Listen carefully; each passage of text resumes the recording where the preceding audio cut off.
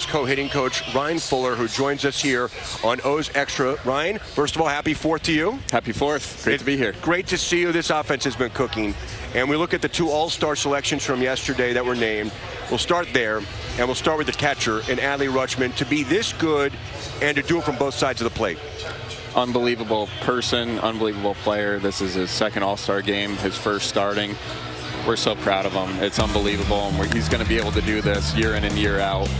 Catching behind home plate, the leadership he brings to our team, and then offensively from both sides of the plate this year, the OPS is high, getting on base, controlling the zone. He's such a special player, and we're so proud of him.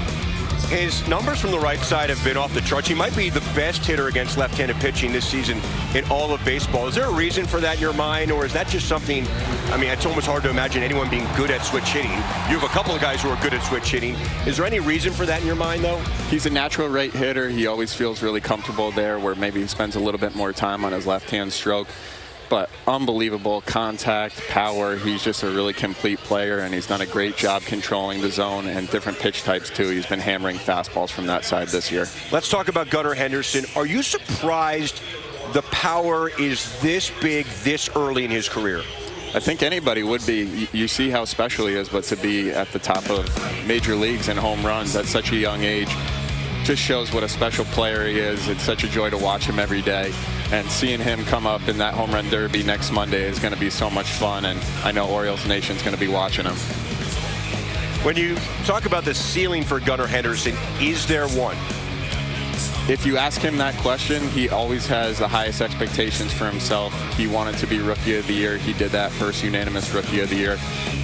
He wants to be MVP every single year now. So the ceiling for him is unlimited, and nobody's going to work harder than Gunnar is going to. Anthony Santander had an amazing June, 13 home runs. He did get off to a slow start.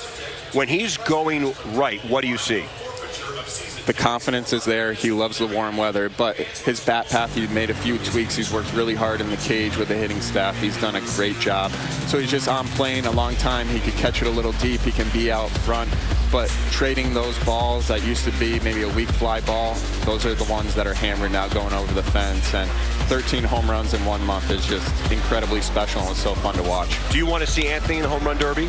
Anthony should be in the home run derby. He would have so much fun, and it would be amazing for Major League Baseball. Who has the most raw power on the team? If they were just going to have a friendly home run derby here, who would usually win amongst the obvious group? If you go to Camden Yards, you're going to see on the scoreboard while we're hitting how hard they hit it, and we got guys who can light up that scoreboard. Ryan Mountcastle, Heston Kjerstad, Colton Cowser. Tony will definitely tell you that he's the guy that does not have the most pop, but he finds ways of getting it out. It's been great to see Cedric Mullins get hot recently. It was a really tough go for a while. What do you see differently right now with Cedric?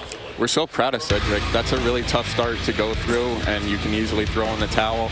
But he knows it's a long game. You're going to get at bats. You can quickly turn around, and he made a commitment to going back what works, controlling his moves in the box, looking back when he was going really well, and he's made great adjustments. And we're really proud of him for turning it around. And we know the best is yet to come, and we always say when Ced goes, we go.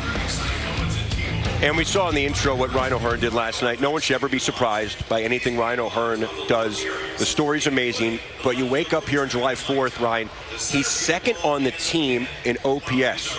He's only behind Henderson in the, I think, all-defining offensive statistic. If we were to boil it down to one big thing, what makes him so good?